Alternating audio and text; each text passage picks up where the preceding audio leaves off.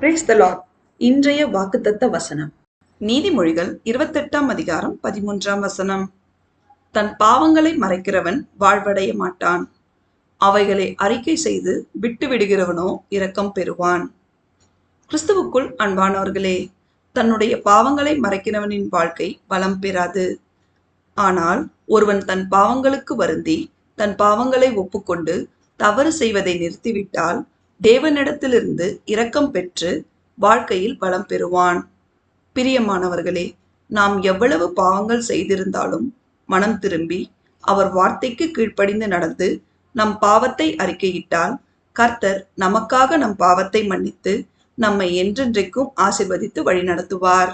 நாம் அனைவரும் பாவம் செய்யாமல் அவருடைய பிள்ளைகளாய் நடந்து அவருடைய மகா பரிசுத்தமுள்ள நாமம் மகிமைப்படும்படி நடந்து கொள்வோமாக.